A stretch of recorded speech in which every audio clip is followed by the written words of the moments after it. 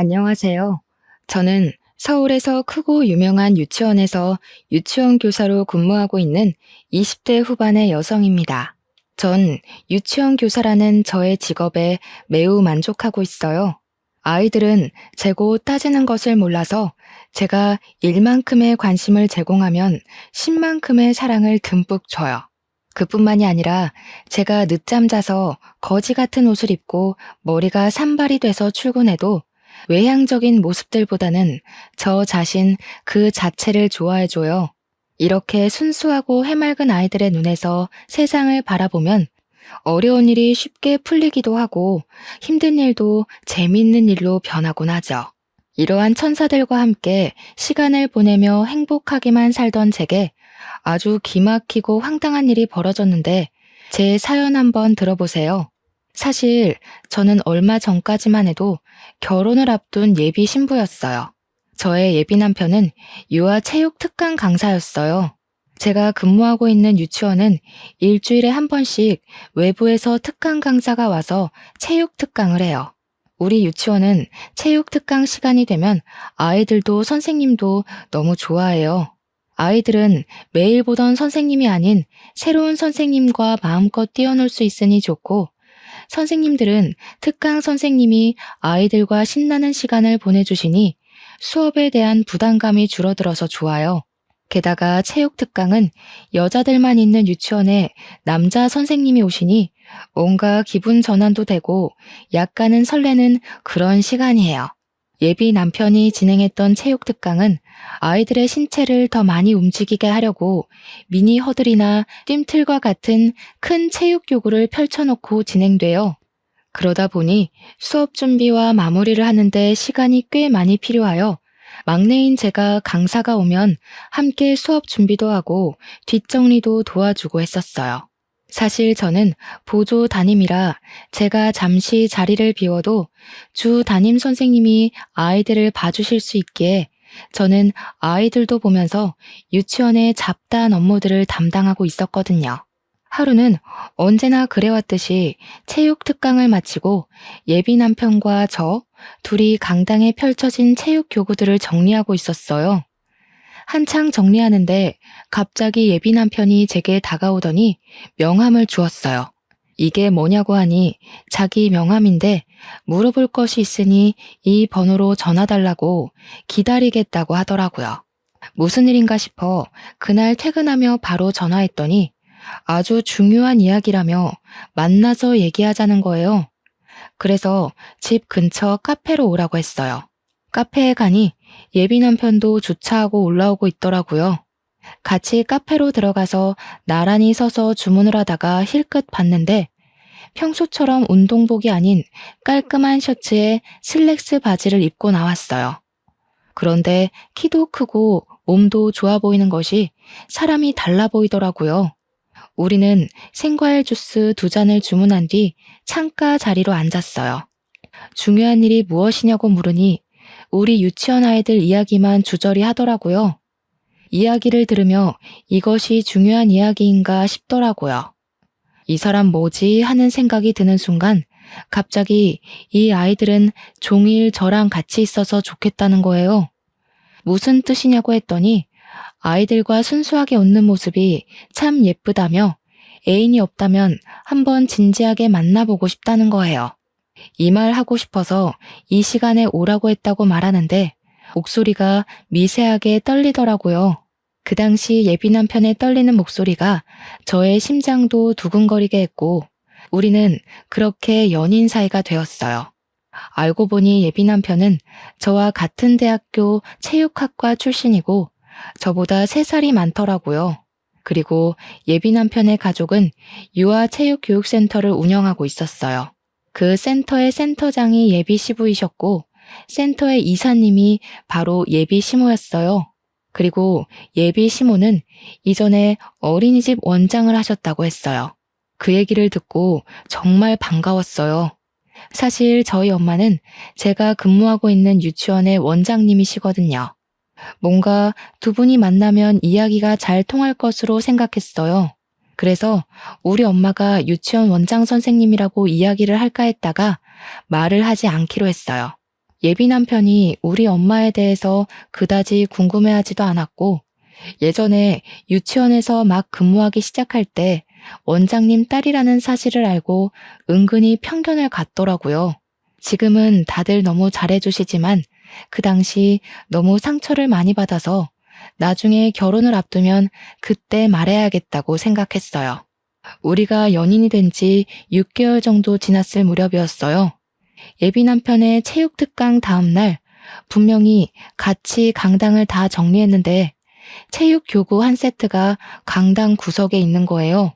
원장님인 엄마한테 말씀드리니 중요할 텐데 이게 왜 여기에 있냐며 지금 바쁜 일 없으면 제가 직접 센터로 갖다 주라는 거예요. 저는 바로 교구를 챙겨 센터로 향했어요.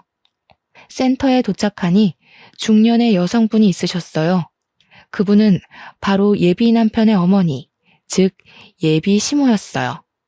안녕하세요. 저는 보라 유치원의 교사입니다. 어제 이지훈 선생님께서 우리 유치원에 수업하셨는데 이 교구를 놓고 가셔서 전달해 드리러 왔습니다. 보라 유치원? 혹시 김지아 씨 되세요? 네, 맞아요. 제 이름을 어떻게 아세요? 지훈이한테서 얘기 들었어요. 지금 사귀고 있는 것도 다 알아요. 이렇게 만나서 반갑네요. 예비 시모는 반갑다고 말하며 위아래로 저를 싹 훑어보셨어요.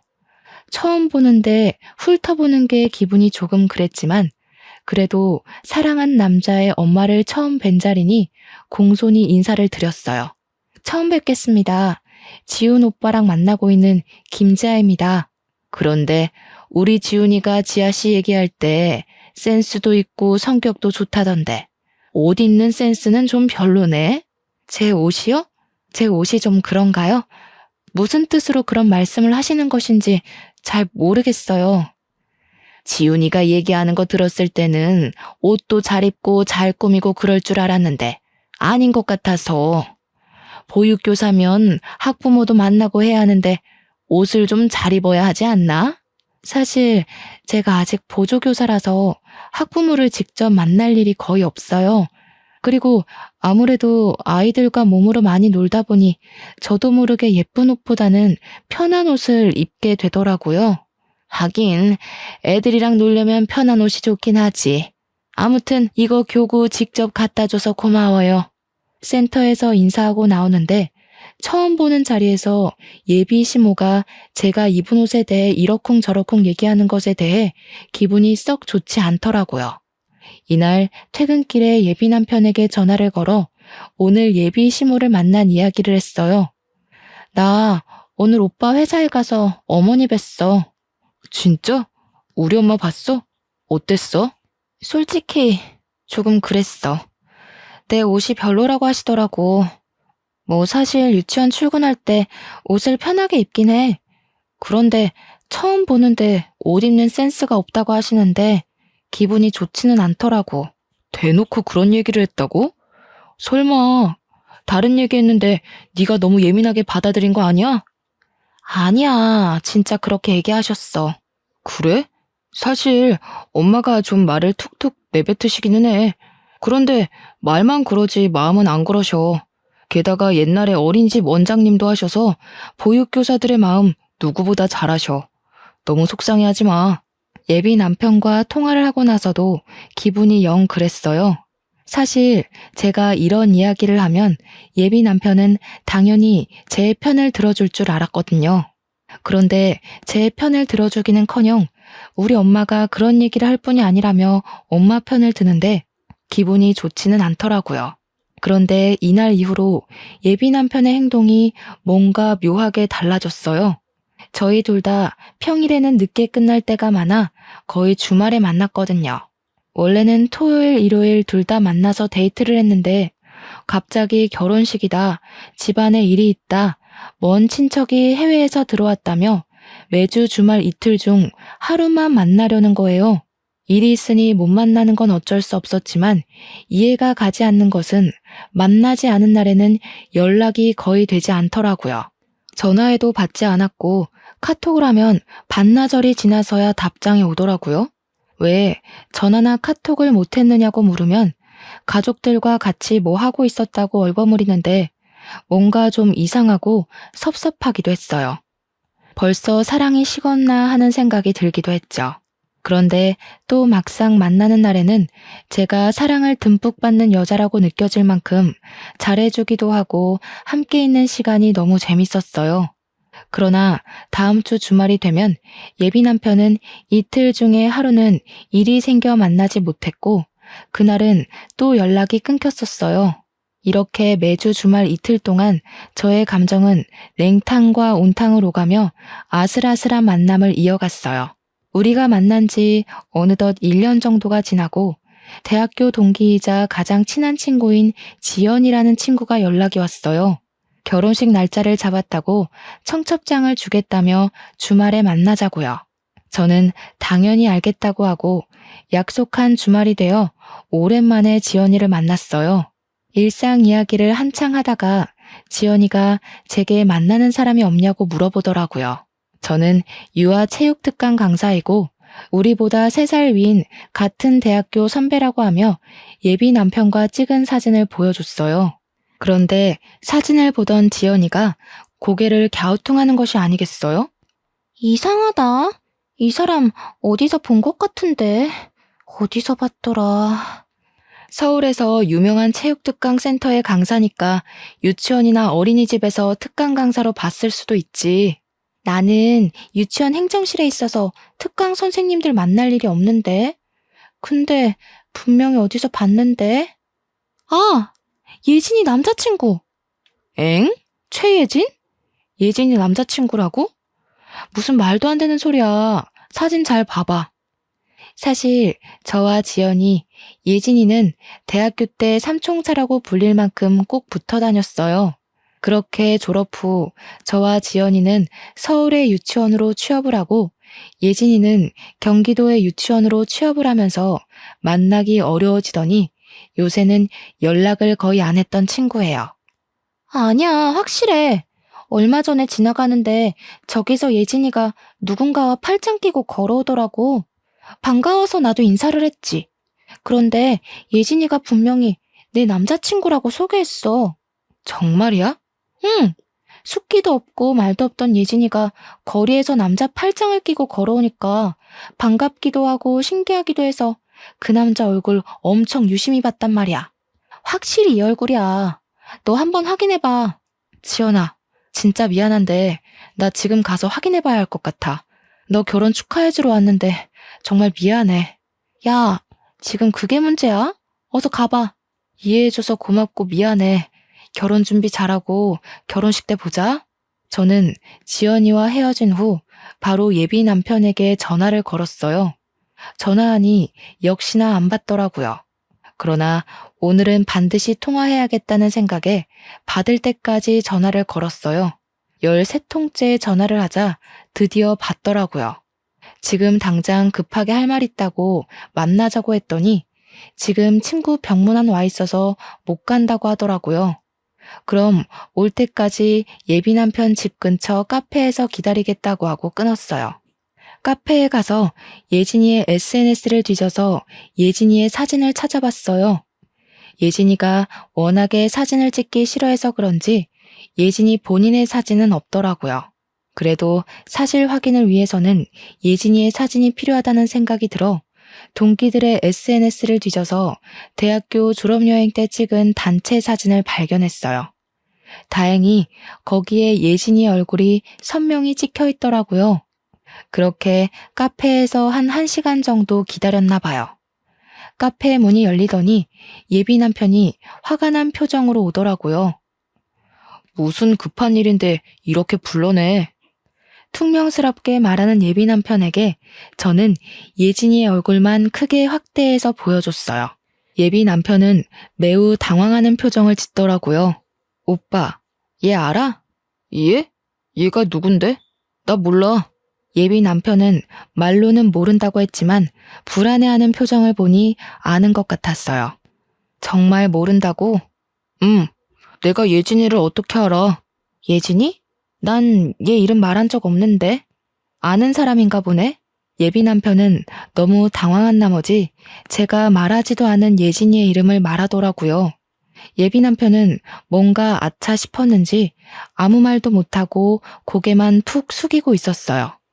나 오늘 대학교 친구를 봤는데 내가 만나는 사람 있다고 오빠 사진을 보여줬어. 그런데 친구가 하는 말이 예진이가 오빠랑 팔짱을 끼고 가는 것을 봤다는 거야. 이거 어떻게 된 거야? 그러니까 어떻게 예진이를 알고 왜 팔짱을 끼고 다녔는지 우물쭈물하지 말고 솔직히 말해봐. 사실 예진이가 소망유치원 선생님이잖아. 그 소망유치원은 우리 엄마의 지인이 원장님으로 계시는 곳이거든. 예진이가 근무하는 유치원도 알아? 참나. 일단 들어봐. 소망유치원 원장님이 우리 엄마한테 전화해서 자기 원에 너무 좋은 보육교사 있다고 한번 만나보라고 하시더라고.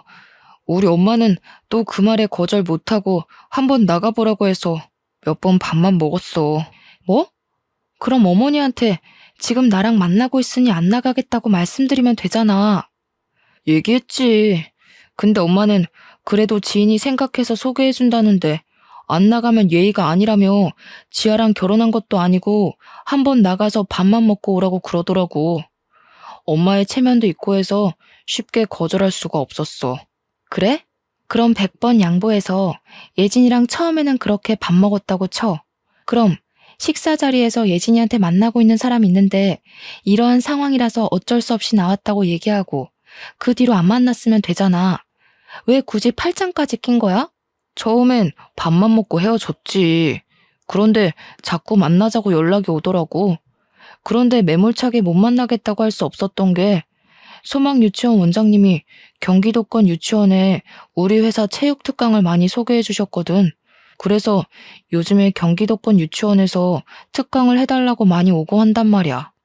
이런 상황에서 거절하면 우리 회사도 조금 곤란해질 것 같아서 그래서 예진이랑 더 만나고 팔짱까지 끼고 걸어 다니셨겠다? 팔짱은 걔가 일방적으로 낀 거야. 나는 마음에도 없었다고. 기가 막혀서 정말 말이 다 안 나온다. 어찌됐든 내가 다 잘못했어. 엄마가 만나보라고 했을 때 딱 거절했어야 했는데 내가 센터 생각하고 엄마 생각하다 보니까 이렇게 됐어. 정말 미안해. 솔직히 예비 남편의 말이 다 변명처럼 들렸어요. 이쯤에서 그냥 헤어질까 생각도 했지만 또 막상 헤어질 생각을 하니 너무 슬프더라고요. 예비 남편이 좋아서 만난 것도 아니고 엄마와 센터를 생각해서 어쩔 수 없이 만났다니 이번 한 번은 눈 감아주기로 했어요. 아주 사랑에 눈이 멀었던 것이죠. 상황 들어보니까 오빠도 어쩔 수 없었겠네. 이번에는 그냥 넘어갈게. 그런데 앞으로는 예진이 절대 만나지 마. 예진이한테도 상황 잘 얘기하고 정리해. 알겠어? 알겠어. 예진이한테 바로 얘기하고 상황 정리할게. 정말 미안해. 그날 후로 예비 남편은 제게 많이 미안했는지 저에게 정말 잘해줬어요. 막말로 제가 죽으라고 하면 죽는 신용까지 할 기세였어요. 그렇게 한 달 정도 지나니 예진이와 예비 남편이 잠시 만났다는 사실이 자연스레 용서되더라고요. 뭐 서로 좋아서 만난 것도 아니고 상황이 어쩔 수 없었던 것이잖아요. 이제 그 일도 잊고 행복하게 만남을 유지하던 어느 날이었어요. 지아야, 이젠 토요일마다 우리 만나지 못할 것 같아. 왜? 무슨 일 있어? 사실 다음 주부터 토요일에 문화센터 특강 잡혔어. 아침부터 저녁까지? 근데 월요일부터 금요일까지 하루도 쉬지 않고 유치원 어린이집 특강 가는데 토요일까지 문화센터 특강을 하면 힘들지 않겠어? 이제 우리도 결혼해야 하는데 돈 모아야지. 결혼하면 돈이 어디 한두 푼 드니? 결혼? 그럼 이제 우리도 나이가 있는데 언제까지 이렇게 연애만 해. 우리도 이제 가정을 이뤄야지. 알겠어. 아쉽지만 어쩔 수 없지 뭐. 나도 돈 착실히 모아두고 있을게. 오빠, 너무 무리하지 마. 알았어. 걱정하지 마. 그리고 우리 엄마가 너 보고 싶다는데 혹시 내일 시간 돼? 내일? 이렇게 갑자기? 그냥 아들이 만나는 사람이 어떤지 궁금해서 그러는 거니까 너무 어렵게 생각하지 마. 너무 갑작스러운 제안이었지만 그래도 이제 결혼도 생각해야 하고 예비 남편의 가족들이 궁금하기도 해서 다음날 바로 예비 남편의 집에 가기로 했어요. 어서 와요. 지훈이한테 이야기 많이 들었어요. 예쁘게 봐주셔서 감사합니다. 과일 좀 사왔어요. 집에 과일도 많은데 어쨌든 사왔으니 잘 먹을게요. 고마워요. 예비 시부는 어서 오며 반갑게 맞이해 주셨지만 예비 시모는 뭔가 불만이 가득한 표정으로 저를 바라보셨어요. 편하게 먹으라고는 하지만 전혀 편하지 않았던 식사가 마치고 제가 사온 과일과 커피를 마시는데 예비 시모가 계속 저를 위아래로 훑어보시더라고요. 지아 씨 부모님은 뭐 하세요? 저희 아버지는 중소기업에 다니시고 저희 엄마는 보라 유치원 원장님이시라고 말하려는데 예비 시모가 말을 가로막았어요. 중소기업? 중소기업이면 돈 얼마 못 버시겠네? 그래도 생활에 부족하지는 않게 월급 많이 받으세요. 그래봤자 중소기업 월급이 거기서 거기지 뭐. 그래서 그런가 지아 씨는 예전에 센터에서 처음 봤을 때도 옷이 좀 그러더니 오늘도 그러네.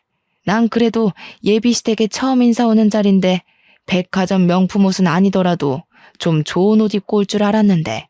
사실 제가 패션에 별로 크게 관심이 없어요. 그래서 꾸밀 줄도 잘 모르고요. 그래도 여자인데 좀 꾸미고 다녀야지. 안 그래?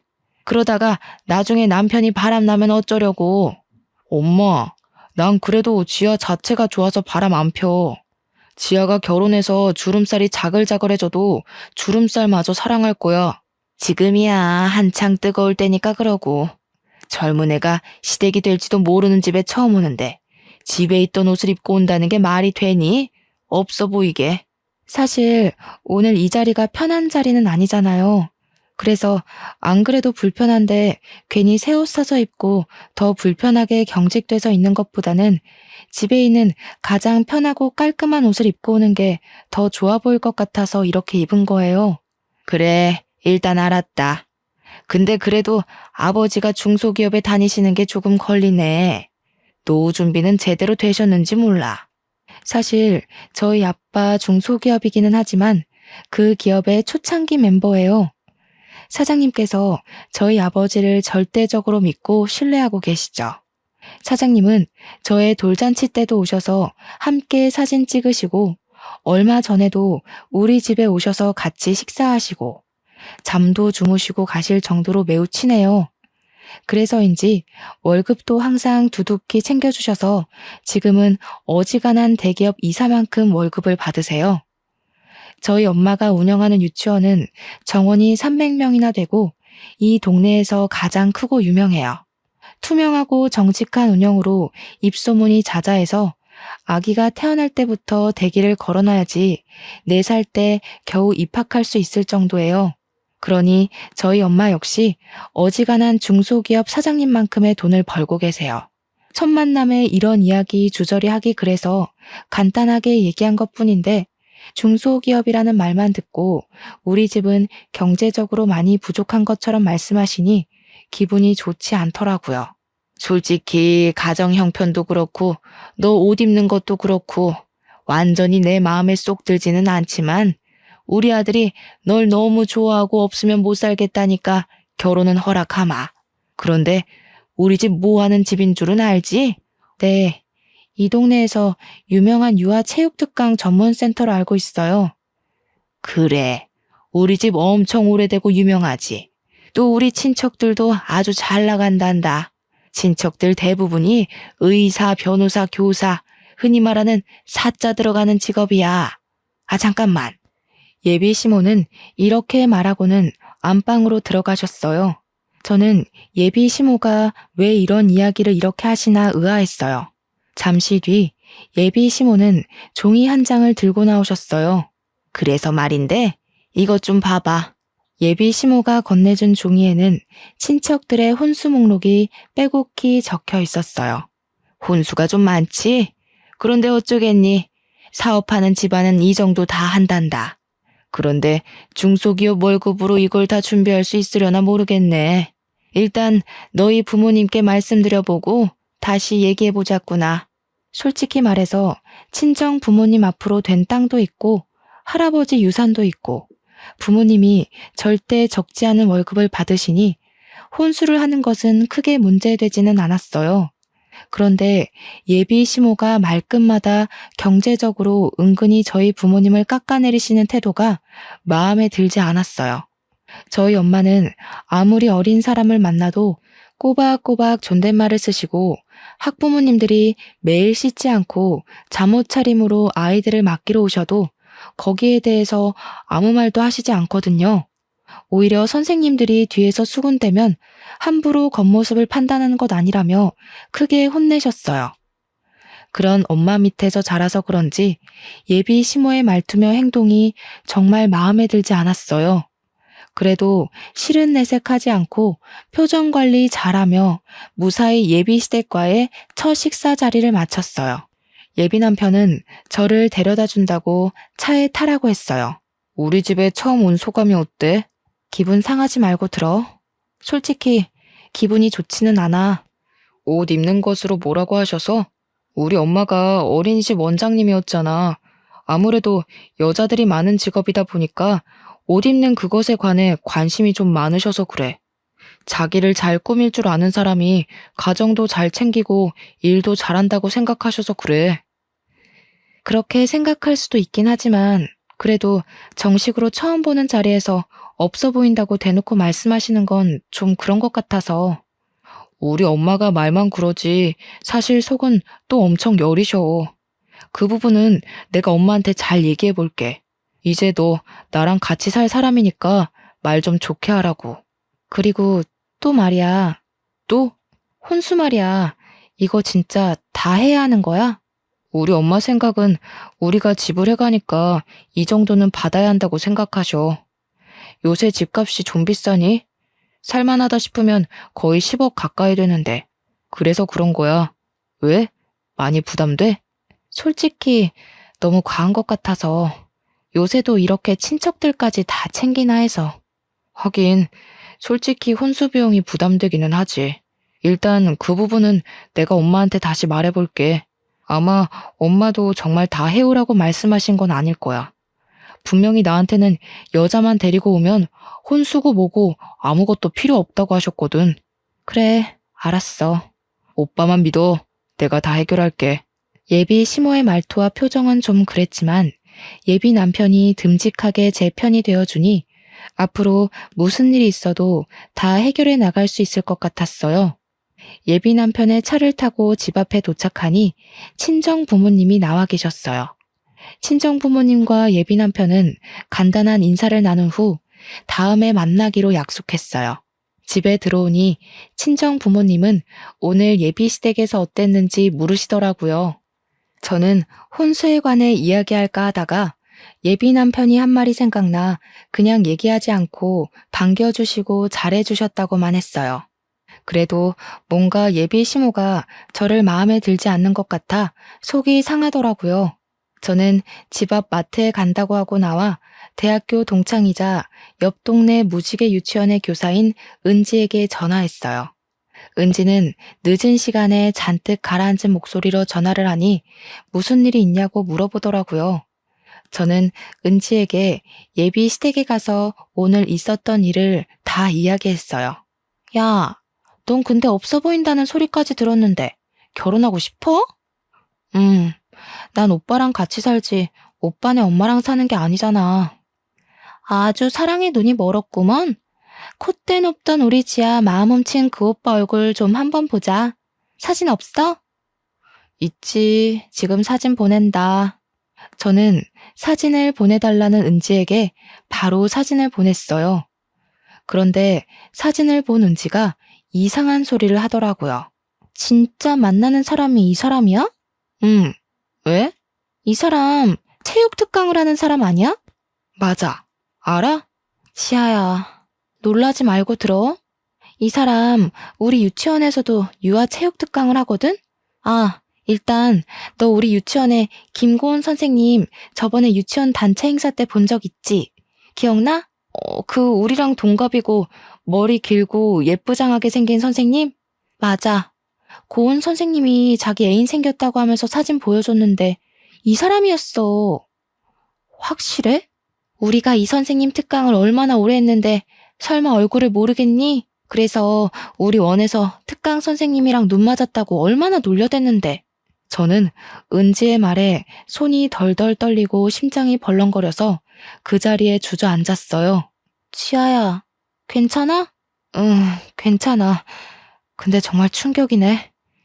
네가 결혼을 생각하고 만난다길래 얘기했어. 충격적이겠지만 한번 잘 알아봐.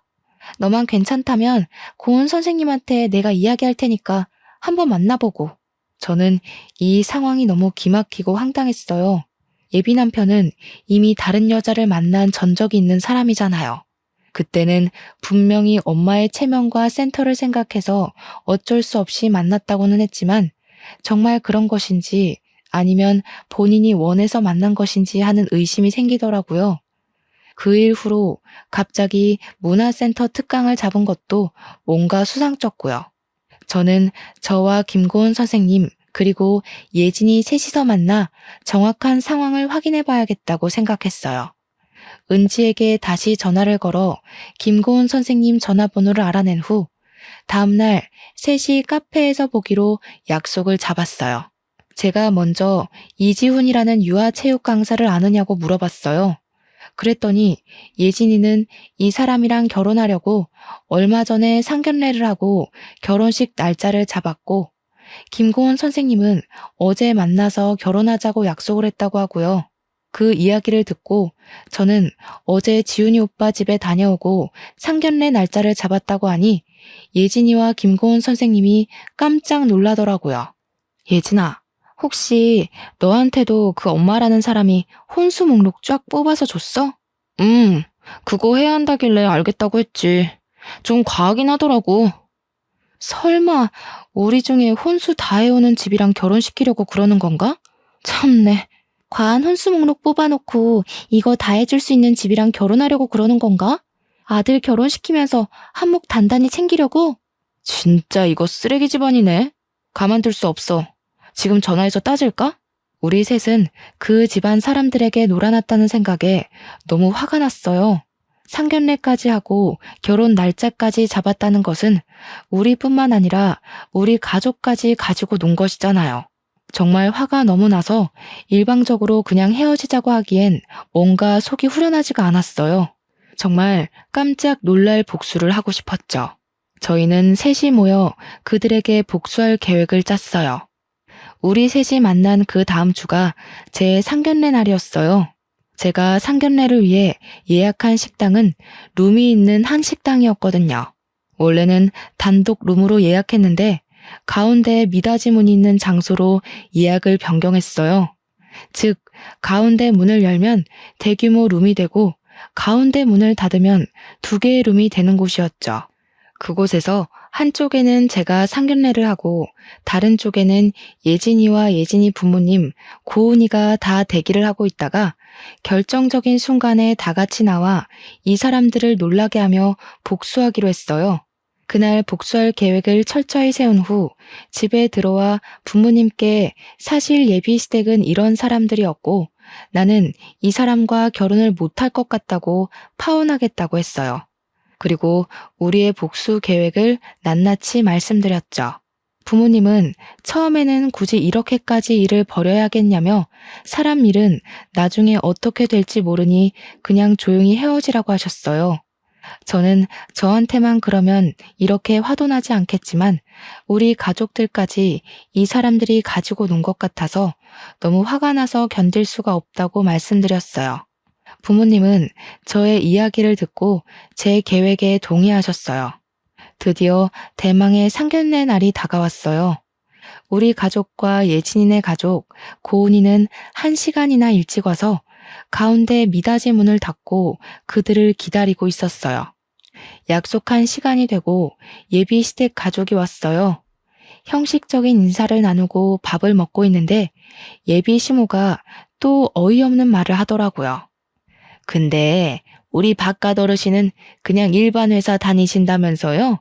그럼 요새 집값도 비싼데 괜히 집 구하고 뭐하고 하지 말고 그냥 우리 집에서 애들 시작하게 하는 건 어때요?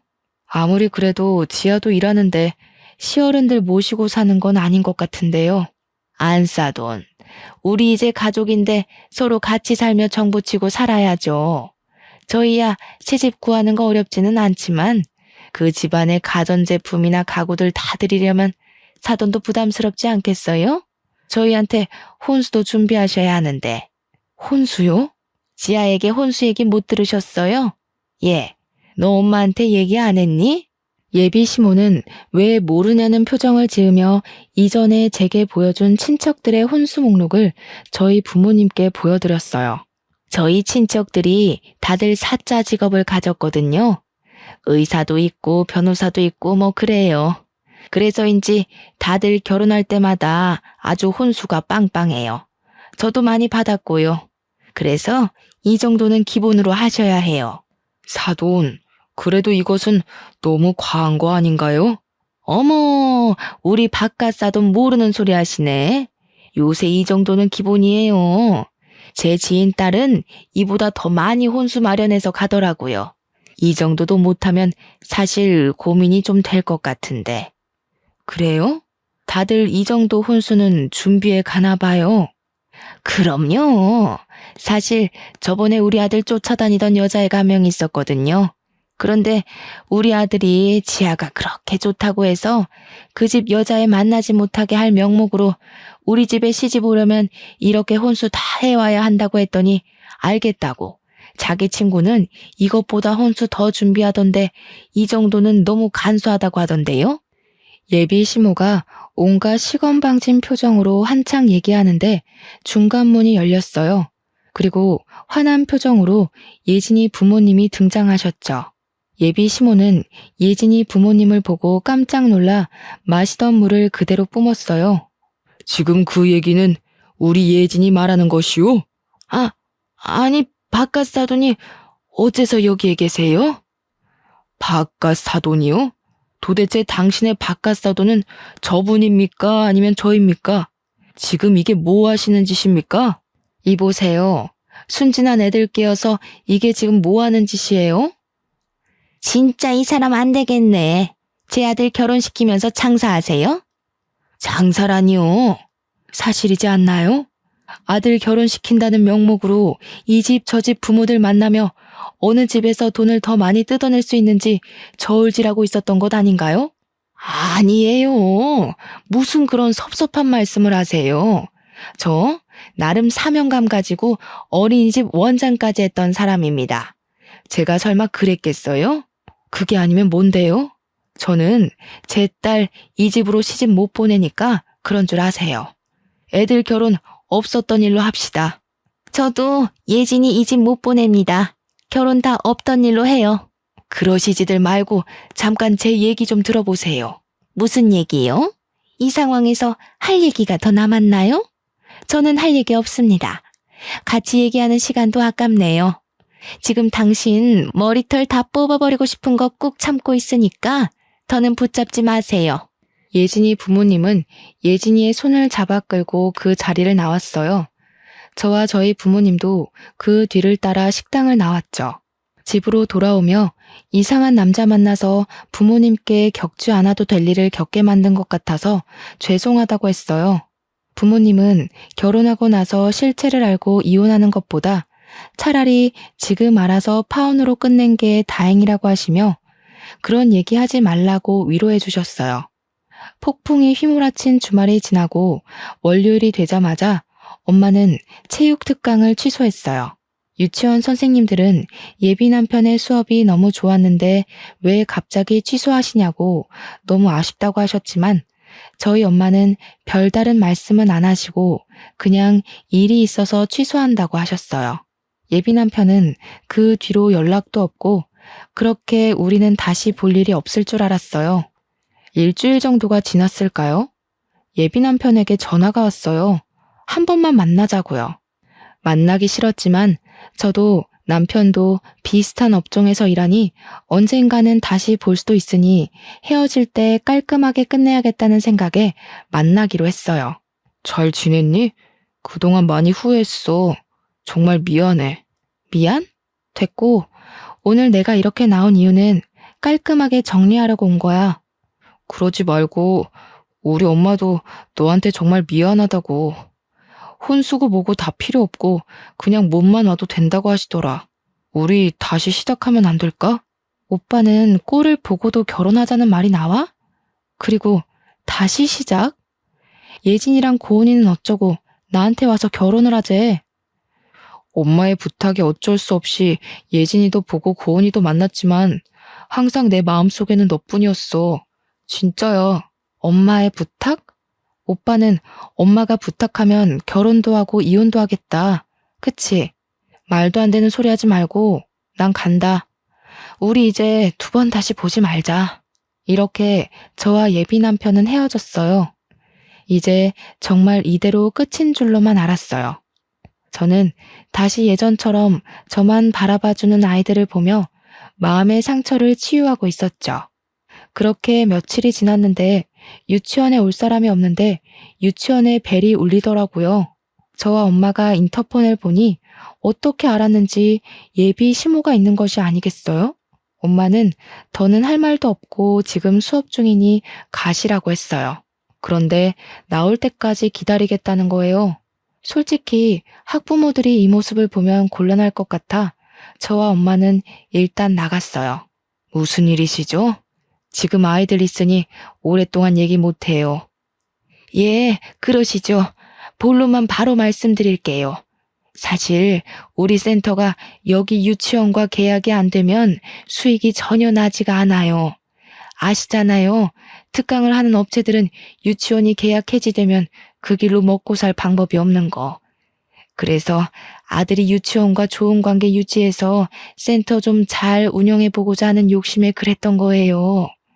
아무리 그래도 그렇지 사람 마음 가지고 그런 장난을 칩니까? 다 부족한 이 어미 탓입니다. 부디 노여움 푸시고 다 제 탓하시고 우리 아들과 지아 결혼시키면 안 될까요? 사실 저는 지아가 얘기 안 해서 우리 안사돈이 이렇게 좋은 유치원 원장님이신지도 몰랐네요. 정말 죄송해요, 안사돈. 안사돈이요? 정말 염치도 없고 경우도 없으시네요. 이게 사과로 어디 끝날 일인가요? 예비 시모는 완강하게 반대하는 엄마 앞에서 갑자기 무릎을 꿇었어요. 아니, 이게 지금 뭐 하시는 거예요? 당장 일어나세요. 안사돈, 아니, 원장님. 제가 이렇게 무릎 꿇고 싹싹 빌게요. 제가 다 잘못했어요. 제 탓입니다. 순전히 제 욕심에 여기 있는 김지아 선생님, 최혜진 선생님, 김고은 선생님께 죽을 죄를 지었네요.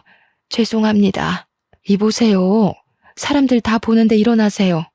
그리고 정말 죄송하면 이렇게 사과할 것이 아니라 평생 제 눈에서 보이지 않는 것이에요. 저는 이렇게라도 보고 싶지 않아요. 그땐 제가 잠시 미쳤었나 봅니다. 사실 제 아들의 바람길을 알고 3명의 유치원 선생님을 만난다고 했을 때 처음에는 반대했어요. 그런데 한편으로는 친척들이 부유한 며느리를 얻어 혼수를 엄청 많이 받는 것을 보니 저희도 며느리에게 조금이라도 더 혼수를 받고 싶었어요. 물론 유치원과의 관계도 더 좋게 유지하고 싶었고요. 그래서 제 욕심에 3명의 선생님 다 만나보고 가장 우리에게 이익이 되는 집안으로 정하자고 했었어요. 제가 정말 미쳤었나 봐요. 죄송해요. 정말 더는 못 듣겠네요. 제발 가세요. 이제 조금 있으면 하원 시간이라 학부모님들 오십니다. 계속 이러고 계시면 경찰 부를 거예요. 한참을 무릎 꿇고 싹싹 빌던 예비 시모는 제가 정말 경찰을 부르는 신용을 하자 그제야 가셨어요. 이것이 예비 시모의 마지막 모습이었네요. 이 일이 있고 며칠 뒤에 유치원 선생님께서 이거 원장 선생님과 저 아니냐며 동영상을 보여주셨어요. 보니까 우리 유치원 앞에서 엄마와 저 그리고 예비 시모가 함께 있던 날의 모습이 찍힌 영상이었어요. 얼굴은 모자이크 처리가 되었지만 대화 내용이 비교적 정확히 녹음되어 있었고 배경을 보았을 때 누가 봐도 저와 저희 엄마 그리고 예비 시모였어요. 이걸 어디서 보셨냐고 물으니 그날 예비 시모가 무릎 꿇고 난리를 칠 때 지나가던 누군가가 찍어서 인터넷에 올린 거예요. 이 영상은 유명 유아체육 강사의 사생활이라는 제목으로 인터넷에 삽시간에 퍼졌죠. 맘카페에서도 난리가 났어요. 아이들을 가르친다는 특강 강사가 무려 3달이나 걸쳐서 파혼당한 내용까지 퍼지고 센터 이름 예비 시모와 예비 남편의 얼굴까지 예비 시댁의 신상이 탈탈 털렸어요. 맘카페 회원들은 감히 남의 가정을 파탄내는 강사에 우리 아이들을 맡길 수 없다며 예비 시댁이 운영한 센터의 특강 수업을 거부하는 사태가 벌어졌어요. 이에 유치원과 어린이집도 학부모들이 이렇게까지 결사반대를 하니 어쩔 수 없이 모두 센터와의 계약 해지를 했어요. 그래서 결국 저의 시댁이 될 뻔했던 센터는 쫄딱 망해서 문을 닫고 지금은 어디에서 뭐하고 살고 있는지도 모르는 상황이랍니다. 여기까지가 저의 파혼 이야기입니다. 이번 일을 겪으면서 겉모습으로 사람을 섣불리 판단하지 않고 모든 사람을 존중하며 사셨던 훌륭하신 부모님께 평생에 잊지 못할 상처를 드린 것 같아 너무 죄송스러울 따름이에요. 부모님께 이런 말을 하면 결혼 전에 미리 한 것이 다행이니 그런 말 하지 말라고 하시는데 그래도 여전히 큰 불효를 저지른 것 같아 죄송하네요. 저는 이제 유치원에서만큼은 저를 엄마로 생각하고 제가 어떤 옷을 입고 못생긴 표정을 지어도 저를 보며 활짝 웃어주는 순수한 보라 유치원 아이들만 바라보고 살려고요. 물론 이러다 정말 운명의 상대가 제 앞에 나타나서 결혼을 생각할지도 모르겠어요. 그러나 또다시 그런 기회가 온다 해도 지금처럼 사랑에 눈이 멀어 부모님의 가슴에 못을 박는 일은 절대 하지 않을 거라 다짐을 해봅니다. 마지막으로 항상 제 편이 되어주시고 누가 봐도 정직한 삶을 살아오신 우리 부모님 너무 사랑합니다. 그리고 언제나 나를 웃게 하는 보라 유치원 아기들아, 너희들은 내 삶의 활력소란다. 사랑해. 지금까지 저의 사연 들어주셔서 감사합니다.